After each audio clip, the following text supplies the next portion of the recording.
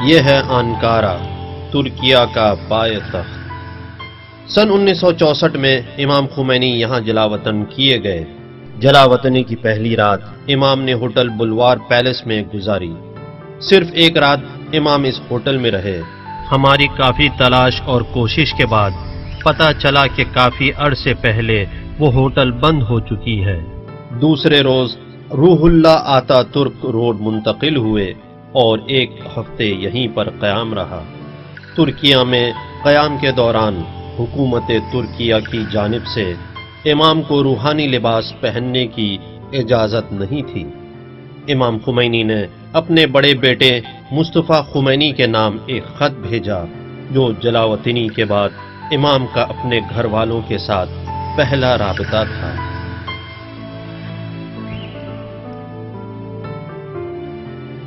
نور چشم سید مصطفیٰ، خدا کی رضایت تمہارے شامل حال رہے اور وہ تم سے راضی و خوشنود رہے۔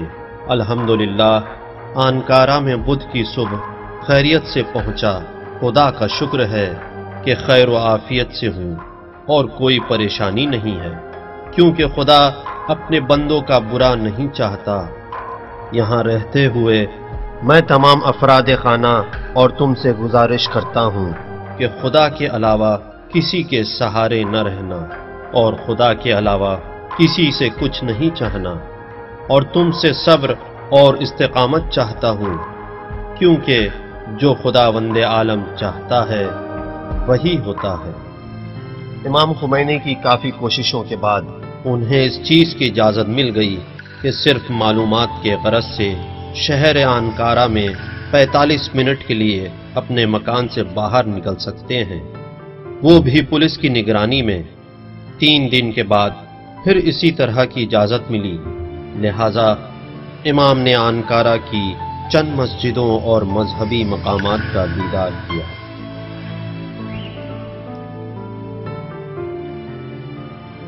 امام صرف 8 دن ہی انکارا میں رہے، لہذا اس مدت میں ترکیہ کی اطلاعات امام کی مستقل سکونت کے لیے دور علاقے میں کسی مناسب جگہ کی تلاش میں تھی، تاکہ ایسا شخص کہ جس کی عمر 62 سال کی ہے وہ اپنی بقیہ زندگی خاموشی کے ساتھ چین و سکون سے گزارے۔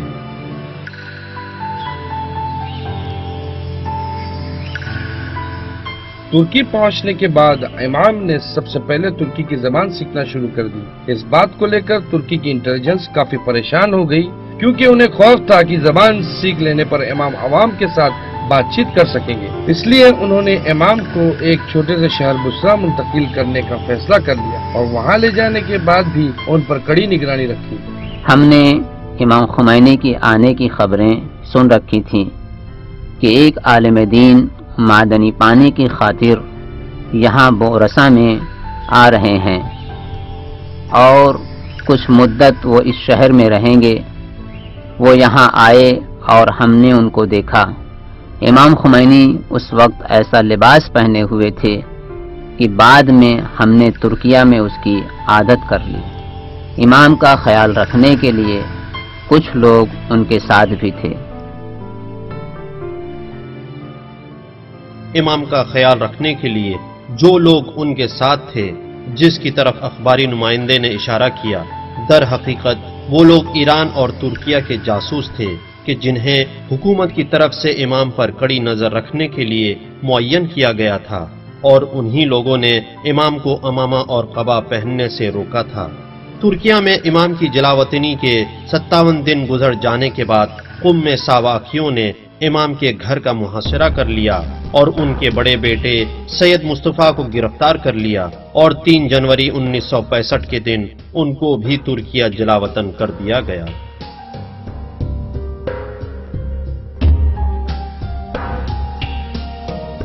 امام خمینی اور ان کے بڑے بیٹے سید مصطفیٰ نے شکرگار کے محلے میں اکینوس کے گھر میں سکونت اختیار کی۔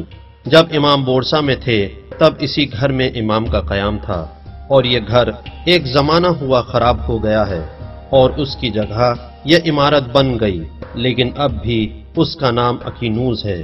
اس عمارت پر جو بورڈ لگا ہوا ہے اس پر اب بھی اس عمارت کے پچھلے مالک جناب अकीनूस का नाम लिखा हुआ है। तुर्की में जलावतनी के दौरान इमाम ने अपने इल्मी काम को जारी रखा और एक रिसाले अमलिया लिखा। उस जमाने में लोगों के पास जो तौज़ीउल मसाइल हुआ करती थी उसमें सिर्फ इबादत, तहारत और नजासत और नमाज रोजे का ही जिक्र होता था। इमाम ने तहरीरुल वसीला नामी किताब को तुर्की में ही लिखा और उसमें तहारत और नजासत और इबादत के मसाइल के साथ साथ सियासी मसाइल को भी बयान किया।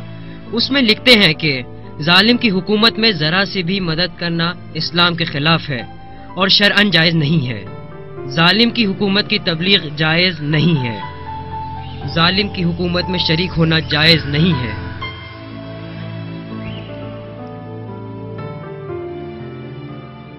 तुर्किया में इमाम तक पहुंचना तकरीबन नामुमकिन था, और अगर पहुंचना चाहे तो जिस तरह ईरानी हुकूमत के तुर्किया हुकूमत से ताल्लुकात थे वैसे ही ताल्लुकात हों। 2-3 मरतबा कुछ लोग इमाम से मुलाकात के लिए गए, बस इतना ही राबता था, लेकिन ज्यादा राबता नहीं था। तुर्किया में 1.5 महीने रहने के बाद इमाम को इजाजत मिल गई कि वो कुछ लोगों से मिल सकते हैं। इस दौरान उन्होंने कुम के उलमा और मराजे के नुमाइंदों से मुलाकात की। उनमें से आयतुल्लाह खानसारी और आयतुल्लाह गुलपैगानी के नुमाइंदे थे। जब आपने आयतुल्लाह गुलपैगानी के नुमाइंदे से मुलाकात की और उसने जब इमाम को रूहानी लिबास में नहीं देखा तो रोने लगा और लौटते वक्त काफी कोशिश की कि इमाम को ईरान वापस ले चले, लेकिन हमेशा शाह की हुकूमत का जवाब मनफी में था। मैंने खुद से और खुदा से अहद किया है कि साम्राज्यत से कोई समझौता नहीं करूंगा और उनके बुरे कामों में उनका शरीक नहीं होऊंगा। इमाम खुमैनी अपने घर के करीब मस्जिद उलू में जाया करते थे, वहां नमाज पढ़ा करते थे, लोगों से मुलाकात करते थे।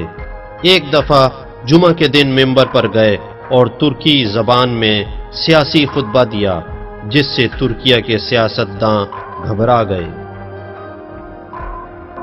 خطبه‌های شما همونطور که در صدر اسلام خطبه‌های جنبه سیاسی داشته است، نماز جمعه یک اجتماع سیاسی است.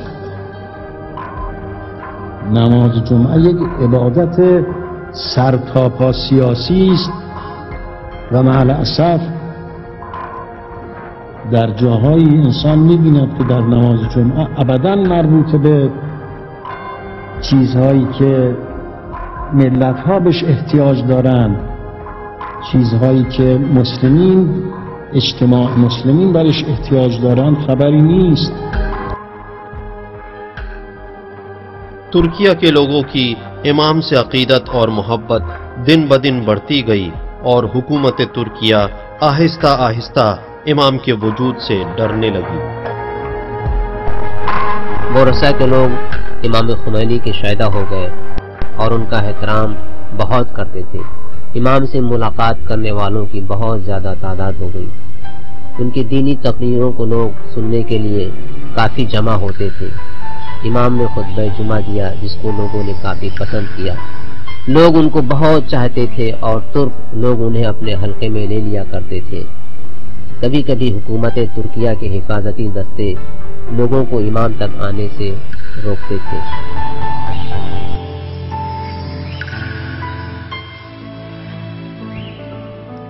आनकारा ने इमाम से दरख्वास्त की कि तुर्किया को छोड़ दे और इमाम को खबर दी कि जितनी जल्द हो बगैर किसी दलील व सबब के तुर्किया की जमीन को छोड़ दे। 5 अक्टूबर सन 1965 को हवाई जहाज आनकारा से इमाम को लेकर उड़ा और इसी दिन 2 बजे दोपहर में हवाई जहाज इमाम को लेकर बगदाद की सरजमीन पर उतरा।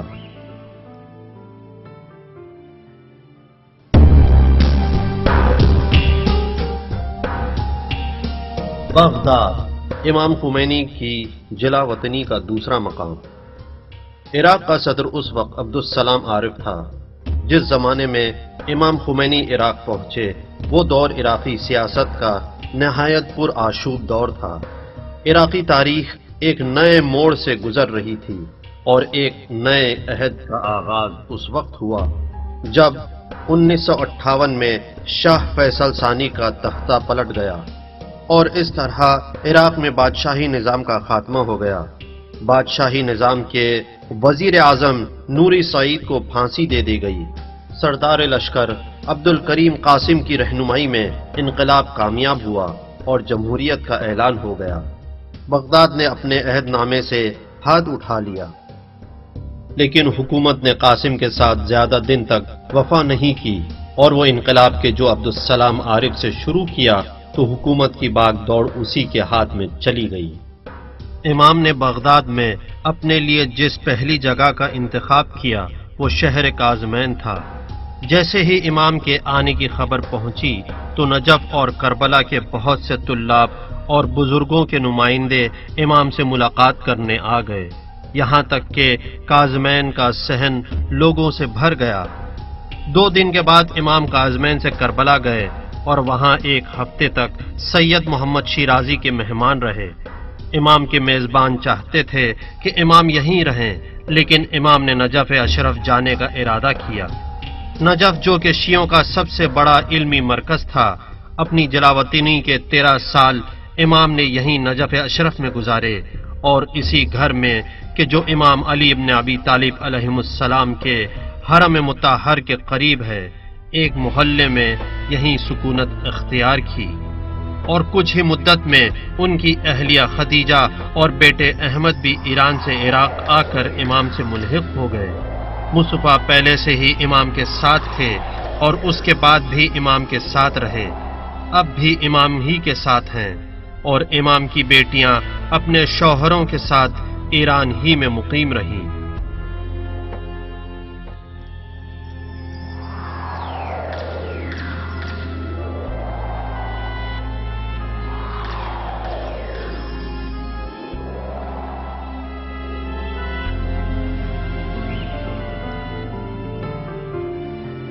اس وقت کی سلامتی کونسل جو کہ منوچہر اقبال کے زمانے میں تھی، اس نتیجے پر پہنچی کہ امام کو جلا وطن کر دیا جائے۔ اس کے 2 فائدے تھے، ایک یہ کہ امام کے جتنے بھی مقلدین ہیں، ان کے جو چاہنے والے ہیں، ان کے درمیان یہ مشہور ہو جائے گا کہ امام حوض علمیہ نجف روضہ حضرت امیر المومنین علیہ السلام کے جوار میں عبادت و زیارت اور تحصیل علم دین میں مشغول ہو گئے ہیں۔ اور دوسرے یہ کہ نجف کا حوضہ چونکہ ایران سے کافی دوری اور فاصلے پر ہے اور حکومت عراق و ایران کے مابین حساسیت کے مد نظر یہ بھی کہا جا سکتا ہے کہ وہاں سیاست سے کوئی سروکار نہیں۔ نجف کو منتخب کرنے کی وجہ یہ تھی کہ وہ لوگ یہ سوچ رہے تھے کہ نجف میں بزرگ علماء و مراجع کی موجودگی اور حوضہ علمیہ کی تاریخی حیثیت اور امام کا حوضہ نجف کے مسائل کے بارے میں ناآشنا ہونا، ان سب کی وجہ سے وہاں پر امام کی شخصیت کم ہو جائے گی اور امام گمنام ہو جائے گا۔ لیکن نجف میں اپنے قیام کے 40 دن کے بعد امام نے شیخ انصاری کی مسجد میں اپنا ایک حوض علمیہ کھولا، جس میں درس فقہ کی شروعات کی اور 4 سال کے بعد حکومت اسلامی کے سلسلے میں گفتگو شروع کی، اور اس کے بعد یہی مطالب ایران کی اسلامی حکومت کی بنیاد بنی۔ مذهب اسلام غیر از مذهب مسیحیت است. شما اطلاعی از مذهب اسلام ندارید که مذهب اسلام مذهب خشک مربوط به فقط ربط بین بنده و خدا نیست. اسلام یک مذهب سیاسی است که سیاستش با احکام دیگرش با عباداتش مخلوط به هم است و همونطوری که حکومت ها ابعاد سیاسی دارند اسلام هم دارد. 1960 کی دہائی میں عراق میں دینی رہبر آیت اللہ محمد باقر صدر کی رہنمائی میں حکومت اسلامی کی علامتیں ظاہر ہونے لگی اور حزب دعویٰ کی بنیاد پڑی۔ یہ تحریک نجف کی پہلی اسلامی سیاسی تحریک کے نام سے مشہور ہوئی، لیکن سید محمد باقر صدر کی یہ تحریک سارے نظریات کو اپنے ساتھ جمع نہیں کر سکی۔ اگرچہ امام خمینی نے مراجع نجف کو بہت تشویق کی کہ اس مسئلے میں ساتھ دیں اور خاص کر آیت اللہ حکیم کو اس سیاسی دین کے میدان میں لانا چاہتے تھے، لیکن وہ نہیں آئے اور یہ تحریک سب نے نہیں قبول کی۔ امام نے اس تحریک سے خود کو الگ ہی رکھا تاکہ اختلافات کم ہو جائیں۔ اپنا ایک حوزہ بنانے کے باوجود امام نے خود کو ایک مرجع تقلید کے عنوان سے تعارف نہیں کروایا، بلکہ اپنا سارا ہم و غم ایران ہی کے سلسلے میں رکھا۔ امام چونکہ فلسفے میں مہارت رکھتے تھے اور معقولات میں آپ کی کافی شہرت تھی، لہذا آپ کا درس اصول بھی فلسفے اور معقولات کے ساتھ ملا ہوا ہوتا تھا۔ امام نہیں چاہتے تھے کہ نجف میں بہت زیادہ حساسیت ہو، اس لیے آپ نے اصول کا درس نہیں دیا اور فقہ کا درس دیا، اور ایک مدت تک آپ شہریہ بھی نہیں دیا کرتے تھے۔ اپنی توضیح المسائل بھی آپ نے پیش نہیں کی، مرجد کا ادعا بھی نہیں کیا، اور وہ کام کے جو عام طور پر بزرگ شخصیات کے حامل لوگ کیا کرتے تھے، امام ان سے پرہیز کرتے تھے۔ مثلا آپ فرض کریں کہ ماہ مبارک رمضان میں عید فطر کے چاند کے اس بات کے لیے لوگ اپنے مراجع اور علماء سے رجوع کرتے تھے، لیکن امام کا یہ حال تھا کہ اس سے پہلے کہ اس طرح کے مسائل ان سے دریافت کیے جائیں، آپ نجف چھوڑ کر وہاں سے چلے جاتے تھے، آپ نجف سے کربلا چلے جاتے تھے تاکہ امام ان چیزوں سے الگ رہیں اور الجھنے نہ پائیں، اور لوگ امام سے یہ نہ پوچھ پائیں کہ کل عید ہے یا کیا۔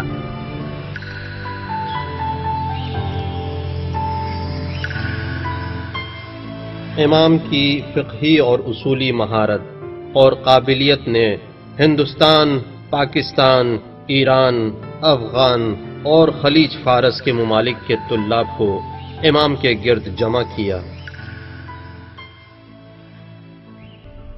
اس وقت کے مراجعین مرحوم آیت اللہ حکیم اور آیت اللہ شہرالدین، آیت اللہ خور رحمۃ اللہ علیہم تھے۔ طلاب ان بزرگوں کے درس میں جاتے تھے، لیکن جب طلاب نے دیکھا کہ امام ان مطالب کو نئے انداز سے اور زیادہ مہارت کے ساتھ بیان کرتے ہیں، امام کے درس کے مطالب نئے ہونے کے ساتھ ساتھ بہت ہی گہرے ہوتے تھے کہ جسے اس وقت کے دوسرے بزرگ علماء اس انداز میں بیان نہیں کرتے تھے۔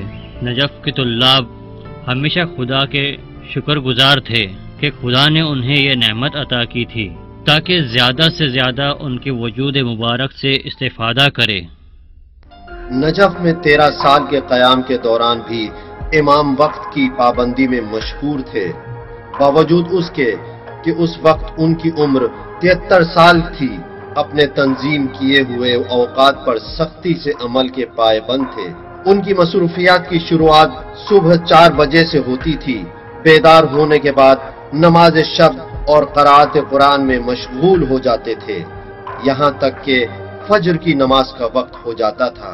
نماز فجر کے بعد دعائیں پڑھتے تھے 6 بجے صبح تک، پھر 15 منٹ سے آدھے گھنٹے تک سوتے اور طلوع آفتاب سے پہلے مسجد شیخ انصاری کے لیے نکل پڑتے تھے، اور 11:30 بجے سے گھر لوٹنے تک درس و تدریس میں مشغول رہتے تھے، اور پھر گھر میں تھوڑی دیر آرام کرتے اور اس کے بعد جو درس پڑھایا اسے منظم کرتے، اور پھر لوگوں سے ملاقات کرتے۔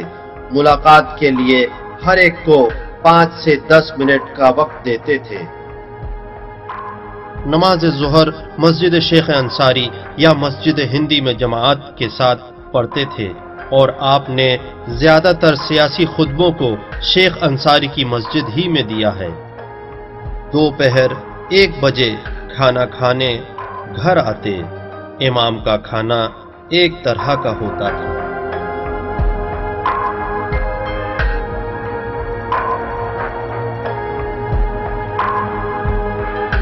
پھر 30 منٹ سے 45 منٹ تک قیلولہ کرتے، اور بیدار ہونے کے بعد امام اپنی مخصوص چائے بنا کر پیتے تھے۔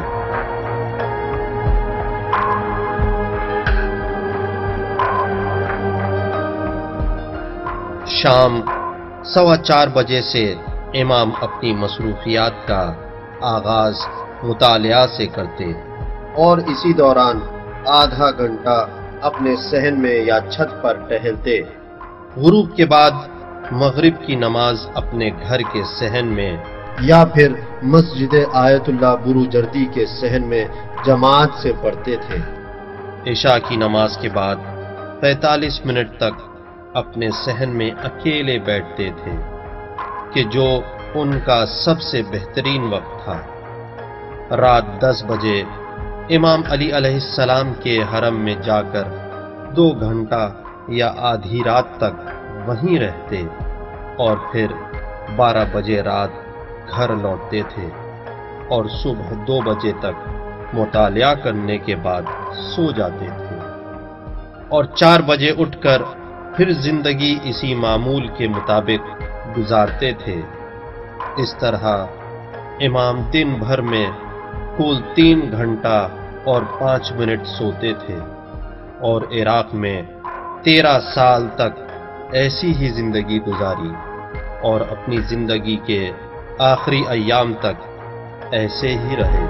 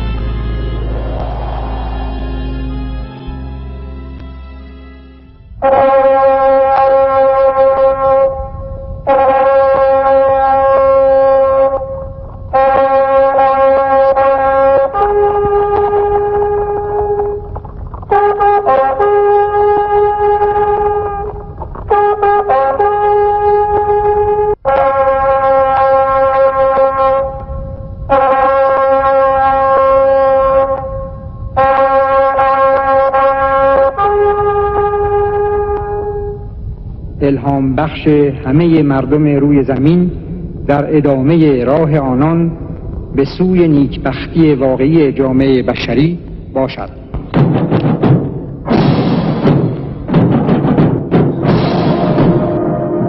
سن 1971 میں شاہ نے حکومتوں کے رؤسا کو خطوط بھیجے اور ان کو ایران کی 2500 سالہ شہنشاہیت کے جشن میں دعوت دی تاکہ دنیا والوں کو ایرانی شہنشاہیت سے آشنا کرے۔ شاہ نے قدیم زمانے کی فوجوں کی ایک نمائش بھی پیش کی تاکہ موجودہ فوج کو دنیا والوں کے سامنے جذب کرے۔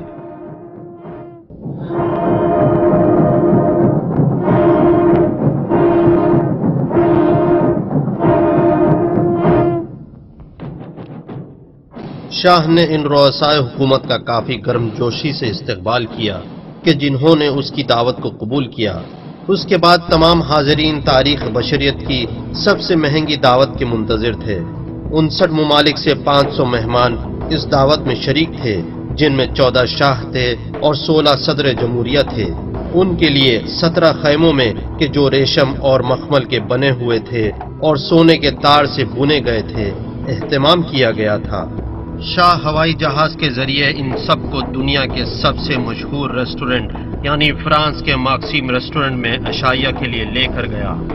یہ ایک بے معنی جشن تھا کہ جو خیالات کی حدود سے بھی آگے تھا اور اس میں کئی ملین ڈالر خرچ ہوئے کہ جس کا دباؤ ایران کے خستہ حال خزانے پر پڑا، جس کی وجہ سے ایران کی عوام سب سے بدترین حالات میں زندگی گزارنے پر مجبور تھی۔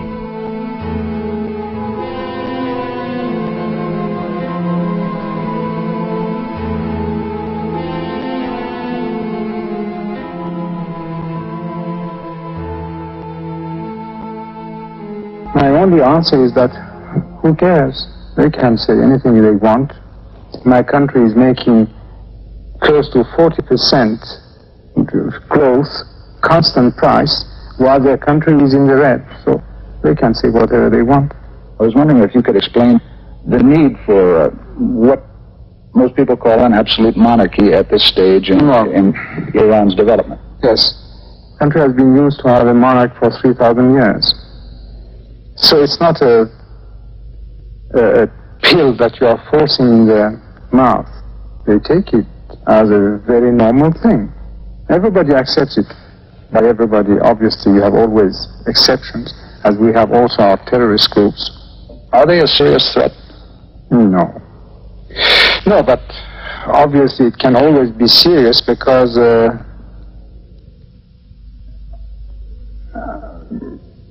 one bullet could find its mark. इमाम खुमैनी ने अपनी तरफ से एक पैम्फलेट सादिर किया कि जिसमें शाही जश्न की शदीद मुखालफत की और उसे महकूम किया। मैंने कई बार ईरान के शाह का इंटरव्यू लिया है। इमाम खुमैनी के ऐलान को निकाला और उसके सामने रख दिया। ये मेरा पहला सवाल था। मैं खुद उससे इस तरह से नहीं पूछ सकता था कि तुमने क्यों इतनी बड़ी रकम इस जश्न में खर्च की। लिहाजा उस ऐलान को उसके सामने रख दिया और कहा कि खुमैनी ये कहते हैं, तुम्हारा नजरिया क्या है। शाह को ऐसे सवाल की उम्मीद नहीं थी क्योंकि कोई खुमैनी के बारे में नहीं पूछ रहा था। चेहरा लाल हो गया और परेशान हो गया और गुस्से से कहा, ये क्या सवाल है, खुमैनी कौन है, खुमैनी कहां से आया है। मैंने कहा कि इस पोस्टर को बाहर देखा, सोचा कि इससे मुताल्लिक सवाल करूं। उसने कहा, मैं जवाब नहीं दूंगा क्योंकि खुमैनी ईरानी नहीं है, हिंदुस्तानी है। फिर मुझसे कुछ नहीं कहा, लेकिन मैंने अपनी बात उसको कह दी और इंटरव्यू के आखिर में पोस्टर को निकालकर उसे दिखा दिया। من باید عرض کنم که محمد رضای پهلوی این خائن خبیث مملکت ما را خراب کرد، قبرستان‌های ما را آباد کرد، مملکت ما را از ناحیه اقتصاد خراب کرد. تمام اقتصاد ما الان خراب است و از هم ریخته است که اگر چنانچه بخواهیم ما این اقتصاد را به حال اول برگردانیم، سالهای طولانی با همت همه مردم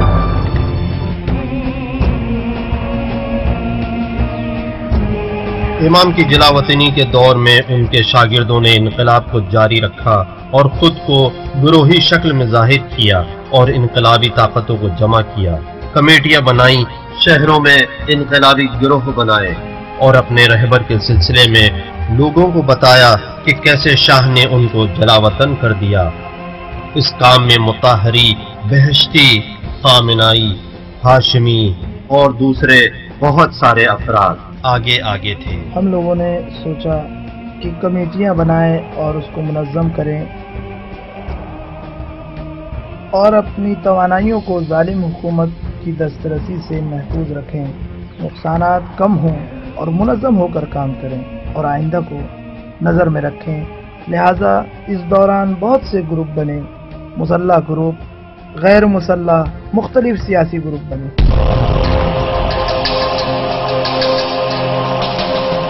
شاہ کی یہ کوشش تھی کہ امام خمینی کی تحریک کو روک دے، جبکہ اس کے جلاوطن کرنے سے اس نے امام کا کام آسان کر دیا تھا کہ جس سے شاہ کے خلاف پیمفلیٹ لکھ کر نظام شہنشاہیت میں بھیجنے کا موقع ملا۔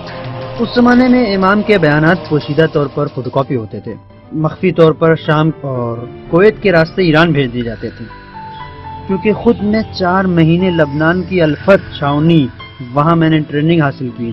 میرے پاس الفت کا کارڈ تھا اور اس کارڈ کی بنا پر شام پہنچ جاتا اور امام کے پمفلیٹ کی فوٹو کاپی تقسیم کرتا تھا اور ایران بھیجوا دیتا تھا اور پھر واپس عراق آ جاتا تھا۔ اس دور میں تو بالکل جوان تھی اور بچہ چھوٹا تھا، اور خود امام بھی یہ چاہتے تھے کہ میں گرفتار نہ ہوں، जबकि सावाक हमारे पीछे लगे रहते थे। हमारे घर आते थे और हमें ये एहसास होता था कि वो हमारी जासूसी कर रहे हैं। इसलिए जाहिर में मेरा कोई काम नहीं था, लेकिन जब मैं नजफ जाती थी वहां से बयानात और कैसेटों को लेकर आती थी और यहाँ देती थी और ये लोग उसकी कॉपी करते थे। हजरत रिजवानुल्लाह ताला के पास मुख्तलिफ ज़राए वसाइल थे।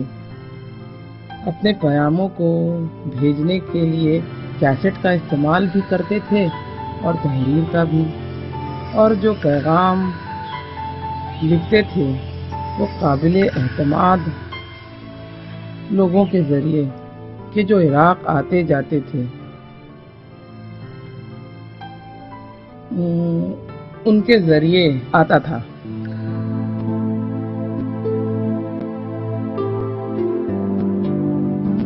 मेरे अजीज अहमद, खुदा तुम्हें सलामत रखे और तौफीकात में इजाफा करे।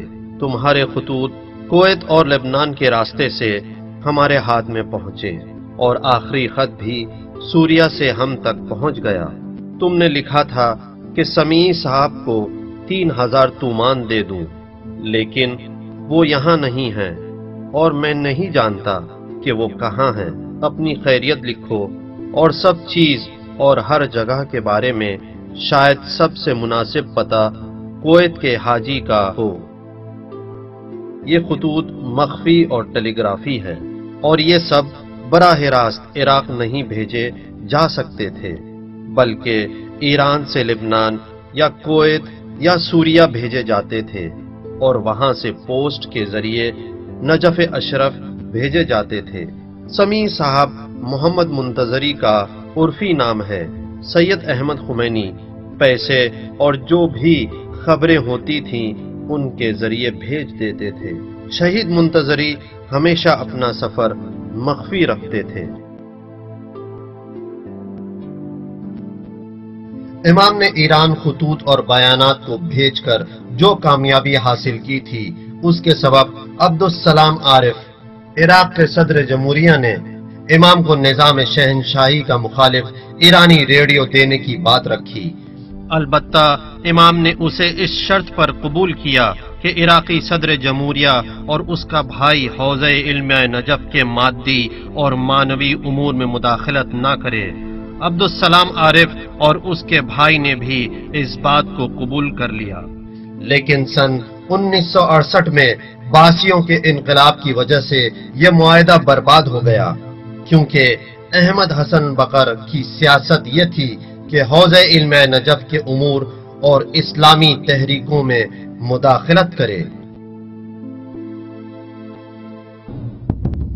1971 में इराक के बासियों और ईरानी शहनशाही के दरमियान शदीद सियासी इख्तलाफ हो गया और अहमद हसन अल बकर की हुकूमत ने ईरानी उलमा और तुल्लाब के जो हौजे में थे इराक से निकालना शुरू कर दिया और उनको सरहद तक पहुंचा दिया। ये काम शाह को एक जवाब था उसका कि शाह ने सरहद के गिर्द लोगों को मुस्लिह कर दिया था और ईरानियों को इराक से निकालने का सिलसिला 1974 तक जारी रहा और उसके साथ इराक के सियासतदान इस बात की कोशिश में थे कि ईरानी हुकूमत के मुखालिफों से करीब हो सकें और इसी बिना पर इमाम के इराक में मौजूद होने से फायदा उठाएं। लिहाजा एक वफद को नजफ इमाम से मुलाकात के लिए भेजा।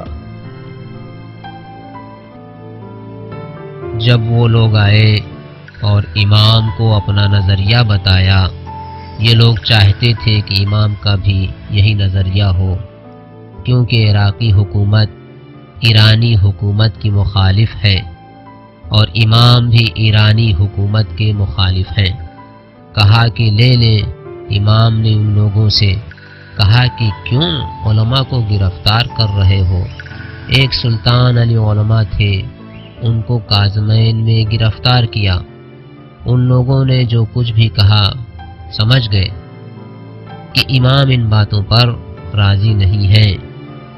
अभी चूंकि ये ईरानी हुकूमत के मुखालिफ हैं, इसलिए ऐसा कह रहे हैं। वो लोग बहुत नाराज हुए لیکن کیا کرتے، اس کے علاوہ چارہ بھی نہیں تھا۔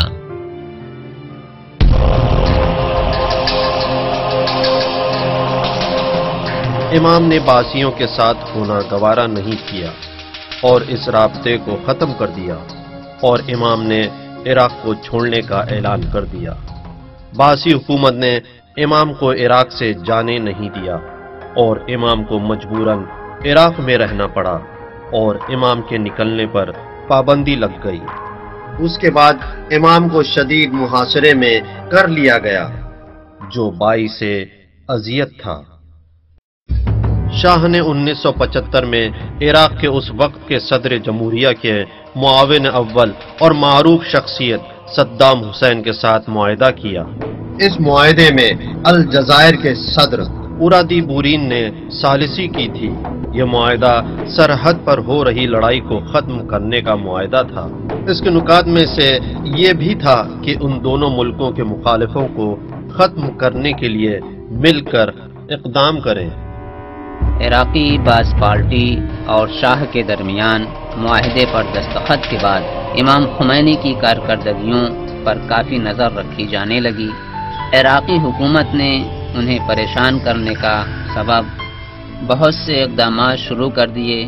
امام اور ان کے شاگردوں کی ہر حرکت پر نظر رکھی جانے لگی اور ان کی سبھی کارکردگیوں پر پابندی لگا دی گئی۔ سن 1978 میں نیو یارک میں ایرانی وزیر خارجہ نے 33ویں اجلاس کے دوران اپنے عراقی ہم منصب سے 3 دفعہ ملاقات کی اور اس سے کہا کہ امام خمینی کو عراق میں ہی رکھے اور ان کو کسی بھی سیاسی سرگرمی کا موقع نہ دے۔ بغداد کو اس بات کا احساس ہو گیا تھا کہ امام کی موجودگی اس کے لیے کافی پریشانیاں کھڑی کر رہی ہیں، اس لیے امام پر دباؤ ڈالنا شروع کیا اور امام کو کافی تنگ کرنے لگا۔ اس وجہ سے امام گھر میں ہی محدود ہو کر رہ گئے۔ ابتدا چند نفری در منزل ما به عنوان حفاظت و شایعه هم درست میکردن که اشخاصی آمدن برای ترور شما، بلکه یه دفعه گفتن 50 نفر آمدن که من گفتم این متنش دلیل بر دروغ بودن است، برای اینکه ترور 50 نفری هیچ وقت نمیشه، باید یه نفر بیاد. کم کم مامورها زیاد شدند، بازم همین که ما میخوام حفاظت کنیم، لکن من از اول به بعضی دوستان میگفتم قضیه حفاظت نیست، قضیه مراقبت از این است که ما چه میکنیم. عراقی حکومت نے ان لوگوں کو گرفتار کرنا شروع کر دیا کہ جو امام سے ملنے آتے تھے۔ امام اعتراض کرتے ہوئے گھر میں بیٹھ گئے کہ اب باہر نہیں جاؤں گا۔ میں پاسپورٹ کے سلسلے میں امام کا نمائندہ تھا اور حکومتی افراد کے مابین جو مسائل ہوتے تھے امام سے، ان کو میں دیکھا کرتا تھا، ساتھ ہی امام کے دوستوں اور امام کے خطوط پر بھی نظر رکھتا تھا۔ ایک دن بغداد سے مجھے بلایا گیا، اس وقت سعد شاکر عراق کی سلامتی بورڈ کا صدر تھا۔ اس نے مجھ سے کہا خمینی سے ملاقات کے لیے وقت لو اور تمہیں یہ پیغام ان تک پہنچانا ہے کہ مجھے ان سے ملاقات کرنی ہے۔ میں نجف آیا اور میں نے امام سے اس کا تذکرہ کیا کہ آپ سے وہ ملاقات کرنا چاہتا ہے۔ گرمی کا زمانہ تھا، امام نے 2 بجے کا وقت دیا اور وہ بھی نماز ظہرین کے بعد۔ به طور رسمی به ما گفت که ما چون یک معاهداتی تعهداتی با دولت ایران داریم، از این جهت نمیتوانیم تحمل کنیم که شما اینجا فعالیت بکنید و شاید امروز همین مقدار گفت و روز بعدش باز آمد و بیشتر و گفت که نباید شما چیزی بنویسید یا در منبر صحبتی بکنید یا نواری پر کنید و بفرستید، برای اینکه این مخالف تعهدات ماست. من بهش گفتم که این یه تکلیف شرعی است که به من متوجه است. من هم اعلامیه می‌نویسم و هم در موقعش در منبر صحبت میکنم و هم نوار پر میکنم و به ایران میفرستم این تکلیف شرعی من است، شما هم هر تکلیفی دارید عمل کنید. سعد الشاکر سے ملاقات کے 1-2 ہفتے بعد امام کی زندگی اور ان کے گھر والوں اور شاگردوں کی زندگی کو خطرہ لاحق ہو گیا۔ شاہ نے اپنے جلادوں کو امام کے قتل کے لیے بھیجا۔ اس چیز کی اطلاع ہمیں اپنے چند قریبی دوستوں سے ملی۔ یہ لوگ کبھی امام کے دروازے کے باہر جا کر کھڑے ہو جاتے تھے، کبھی کبھی خالی گلی میں ہی گھوما کرتے تھے۔ میں نے بھی انہیں کئی بار دیکھا تھا۔ ایک بار پوچھا کہ کس کی تلاش میں ہو؟ میں نے پوچھا کہ تم ایرانی ہو؟ کہا تم سے کیا مطلب؟ میں نے کہا کہ تمہیں پہچانتا ہوں، ایرانی ہو۔ اگر امام کا گھر ڈھونڈ رہے ہو تو وہ وہاں ہے، لیکن تم اس گھر میں نہیں جا سکتے ہو کیونکہ امام کے گھر کو محافظوں نے گھیرا ہوا ہے۔ اور میں نے کہا کہ گھر میں اتنے افراد ہیں کہ ایک مچھر بھی بچ کر بھاگ نہیں سکتا۔ اگر امام کے گھر جانا چاہتے ہو تو ابھی جاؤ، کل صبح کو آنا۔ میں نے ایسے بہت سے آدمیوں کو دیکھا ہے اور ان سے بات بھی کی ہے۔ اس دن کی صبح امام مسجد میں گئے تاکہ ہمیشہ کی طرح درس دیں، اس لیے ممبر پہ بھی گئے۔ ممبر پر ایک ٹیپ ریکارڈر رکھا ہوا تھا جس میں درس ریکارڈ ہوتے تھے۔ اسی وقت اس ٹیپ ریکارڈر کے تار آپس میں مل گئے اور اس میں آگ لگ گئی اور شعلے بھڑک اٹھے اور امام تک پہنچ گئے۔ میں کبھی بھول نہیں سکتا کہ امام نے بڑے ہی سکون اطمینان کے ساتھ ابا سے اس آگ کو بجھانا چاہا اور ممبر سے نیچے آ گئے۔ لائن بند کی گئی، آگ بجھائی گئی۔ اس کے بعد امام نے پھر اپنے درس کو شروع کیا۔ اس دن کسی کی سمجھ میں یہ بات نہیں آئی کہ یہ آگ کیوں اور کیسے لگی اور اس کا ذمہ دار کون ہے۔ 23 اپریل بروز اتوار سن 1978 کی صبح ایک ناگہانی خبر نجف کی فضا میں گونجنے لگی۔ سید مصطفیٰ ان کے گھر میں اوپر والی منزل پر مطالعہ کر رہے تھے۔ کچھ لوگ ان سے ملنے آئے اور ان کے کمرے میں چلے گئے اور رات میں تقریباً 1:30 بجے تک انہی کے ساتھ رہے۔ آقا سید مصطفیٰ کی ایک خادمہ تھی۔ جب وہ کھانا لے کر آئی تو انہوں نے خود ہی کہا کہ ایک طرف رکھ دو اور کہا تم نیچے جا کر آرام کرو، میں بعد میں کھا لوں گا۔ صبح جب ان کے کچھ دوست ملنے آئے تو دیکھا کہ سید مصطفیٰ جھک کر بیٹھے ہوئے۔ کہا آغا آغا آغا، تو کچھ جواب نہیں دیا۔ شانہ ہلا کر دیکھا تو وہ زمین پر گر پڑے۔ تب معلوم ہوا کہ سید مصطفیٰ رات کے 1:30 بجے سے لے کے صبح اذان کے درمیان انتقال کر گئے۔ میں ٹیکسی لے کر آیا اور میں مصطفیٰ خمینی کو اوپر سے نیچے لا رہا تھا کہ اتنے میں احمد خمینی بھی آ گئے اور ہم دونوں مل کر جلدی سے ان کو ہاسپٹل لے کے گئے۔ ایمرجنسی وارڈ میں ہم نے ان کو داخل کیا اور جب ڈاکٹر نے ان کا معائنہ کیا تو وہ اس نتیجے پر پہنچا کہ ان کا انتقال ہو گیا ہے اور کہا انا للہ و انا الیہ راجعون۔ ہاں بس اتنا ہی۔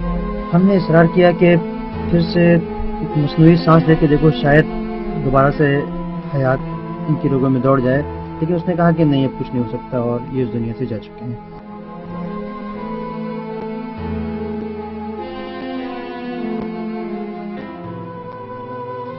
ہم اور احمد آغا بہت پریشان حال میں گھر آئے اور باہر آ کر بیٹھ گئے۔ ہم نے دوستوں سے کہا کہ اب کس طرح ہم امام کو اس بات کی اطلاع دیں۔ سب پریشان تھے اور امام کے مزاج سے آشنا تھے۔ اب 3 لوگ امام کے سامنے جاتے ہیں اور بیٹھ کر ماتو مبہوت امام کو دیکھنے لگتے ہیں، اور جس طرح سے یہ امام کے سامنے گئے تو امام ان کی مزاج سے بخوبی واقف ہیں، فوراً امام سمجھ جاتے ہیں کہ کچھ ہوا ہے، اور امام احمد آغا کو آواز دیتے ہیں کہ احمد کہاں ہو؟ احمد آغا جواب نہیں دیتے۔ ایک مرتبہ امام ذرا بلند آواز میں احمد کو پکارتے ہیں، اور اس بار احمد کے صبر کا دامن چھوٹ جاتا ہے اور امام کے سامنے احمد آغا رونے لگتے ہیں۔ امام حاضرین سے کہتے ہیں کہ مجھے طاقت ہے، اگر کچھ حادثہ ہوا ہے تو بتاؤ، مصطفیٰ کو کچھ ہوا ہے کیا؟ کسی نے کوئی جواب نہیں دیا، اور بس امام نے یہ سنا کہ سب نے مل کر کہا انا للہ و انا الیہ راجعون۔ امام نے اس وقت ایک عجیب کام کیا کہ اپنی انگلیوں کو زمین پر رکھتے ہیں اور کچھ دیر بغور اسے دیکھتے ہیں، اور پھر کہتے ہیں انا للہ و انا الیہ راجعون۔ اور اس کے بعد آپ دوستوں سے کہتے ہیں کہ 24 گھنٹے تک اس لاش کو ایسے ہی رکھو، اس کے بعد دفن کرنا۔ جو لوگ امام کی عرفانی کیفیت سے آگاہی رکھتے ہیں، ان کا یہ کہنا ہے کہ امام کا یہ عجیب کام اس لیے تھا کہ وہ اپنے بیٹے کی محبت اپنے دل سے نکال دینا چاہتے تھے، اور اس کے بدلے خدا کی مرضی کے آگے سر تسلیم ہم کر رہے تھے، اور صرف انہی کی خوشنودی کا خیال تھا۔ جو لوگ امام کی اس کیفیت سے آشنا ہیں وہ یہی ترجمانی کرتے ہیں کہ امام نے جو اپنے ہاتھوں کو فرش کے اوپر رکھا اور اس طرح سے اپنی آنکھوں کو جو امام اپنی انگلیوں پر مرکوز کر کے دیکھ رہے تھے، اس کا مطلب یہی تھا کہ تمام تر اپنے بیٹے کی محبت کو نکال کر صرف خدا کی محبت کے آگے سر تسلیم کو خم کر رہے تھے۔ امام بہت غمزدہ تھے، لیکن امام نے بہت صبر کیا۔ امام کے دفتر کے لوگ بتاتے ہیں کہ امام نے بیٹے پر گریہ نہیں کیا، بلکہ امام حسین علیہ السلام پر بہت روئے۔ نجف میں جس وقت امام کے بیٹے مصطفیٰ کا انتقال ہوتا ہے، اس وقت بھی امام درس پڑھانے جاتے ہیں، نماز جماعت پڑھتے ہیں۔ مسجد کا خادم امام کو دیکھ کر رونے لگتا ہے۔ یہ نماز کے کتنے پابند ہیں اور اول وقت جماعت کے پابند ہیں۔ ابھی تک ان کا بیٹا دفن بھی نہیں ہوا ہے، امام نماز پڑھا رہے ہیں۔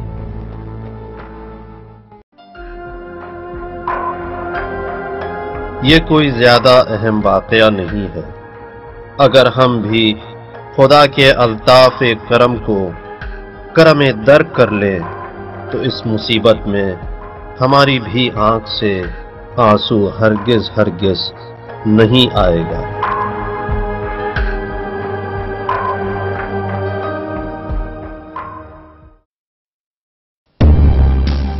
نجف کے حالات خراب ہو گئے۔ امام کے گھر کا شدید محاصرہ ہونے کی بنا پر لوگ ان سے ملاقات نہیں کر سکتے تھے۔ دوستوں کو ایک بڑے حملے کا انتظار تھا کہ جس میں سب گرفتار ہو جائیں گے۔ اس وقت امام نے ایسے حالات میں ہمیشہ کے لیے عراق چھوڑنے کا فیصلہ کر لیا۔ به آقای دعایی گفتم که شما برای من برید تذکره را برید و ویزا بگیرید. البته قبلا هم یه دفعه ایشون برده بود پیش رئیس امر، ایشون با ناراحتی گفته بود که شما میخواید ما را با فلانی طرف بکنید. نه نمیدیم. رفتیم این دفعه ویزا دادن برای خروج و ما میخواستیم به سوریه بریم که اونجا اقامت کنیم، لکن اول قنابی داشتیم کویت بریم، از کویت که 2-3 روز بمانیم بریم به سوریه و هیچ هم در ذهن من این نبود که به فرانسه برم. میں نجف میں ویزے کا مسئول تھا اور جو وہاں پر ویزے کا افسر تھا اس سے میرے بہت اچھے تعلقات تھے اور بہت ہی گہرے روابط تھے۔ میں خود اپنے آپ پاسپورٹ پر مہر بھی لگا لیتا تھا اور فارم بھی بھر دیتا تھا۔ میں نے یہی چاہا کہ امام کے پاسپورٹ کو بھی اسی طرح سے مختلف پاسپورٹ کے درمیان میں لے کے جاؤں اور اس کے سامنے پیش کروں اور اس طرح سے وہ اس پر مہر لگا دے گا۔ میں نے امام کے پاسپورٹ کو لیا اور درمیان میں اس کو رکھا اور رکھنے کے بعد امام کے ساتھ احمد آقا کے پاسپورٹ کو بھی رکھا اور افسر کے سامنے رکھ دیا افسر نے چونکہ مجھے جانتا تھا، اس نے ان سب کو دیکھا اور اس پہ سائن کر دیا اور میرے حوالے کر دیا، اور متوجہ نہیں ہوا اس بات پر کہ اس نے ایگزٹ ویزا دے دیا ہے۔ ناصریہ اور سامرا کی وادی میں ہم صبح ناشتے کے بعد گاڑی میں سوار ہوئے تاکہ کویت کے بارڈر کی طرف روانہ ہو۔ ظہر کے وقت بارڈر پر پہنچ گئے۔ امام کے ساتھ ظہر عصر کی نماز جماعت کے ساتھ پڑھی اور نماز کے بعد امام سے خدا حافظی کی۔ امام گاڑی میں بیٹھے تاکہ کویت جائے اور وہاں سے سوریا۔ لیکن در سرحد کویت باز به واسطه امر دولت ایران و شاه ما را نگذاشتن وارد شهر بشیم. نداشتیم شما برای کویت قبلا ویزای ورود نداشتید؟ چرا؟ نه حاضر نداشتیم. جای ورود را داشتیم، هنوز جهات درست بود، معذرت گفتن نمیشد، شما باید برگردید به همون محلی که بودید. حتی ما اذن خواستیم که از کویت عبور کنیم و بریم به فرودگاه و از اونجا حرکت کنیم به جای دیگر، این را هم اذن ندادن. ما برگشتیم، وقتی برگشتیم دیدیم مامورینی که ما را آوردن باز هستن اونجا و مهیای اینن که ما را باز دریافت کنن. فهمیدیم که باز این یک توطئه‌ای بین خود اینها بوده است. از این جهت بنا گذاشتیم بر اینکه بیاییم به فرانسه و در اینجا باشیم تا یک جایی پیدا کنیم از ممالک اسلامی و بریم اونجا. و اینجا که آمدیم این مسائلی که اینجا هست پیش آمد. امام فوراً بغداد آئے اور پیرس کی سب سے پہلی اڑان میں ٹکٹ خریدا۔ عراقی پارلیمنٹ نے فیصلہ کر لیا تھا کہ اگر حکومت فرانس نے امام کو قبول نہیں کیا تو ایسی صورت میں امام عراق نہیں لوٹ سکتے ہیں۔ امام جہاز میں سوار ہوئے۔ ہوائی جہاز نے 6 اکتوبر 1978 کو عراقی ایئرپورٹ سے پرواز کی اور ان کو نئی تاریخ کی طرف لے گیا۔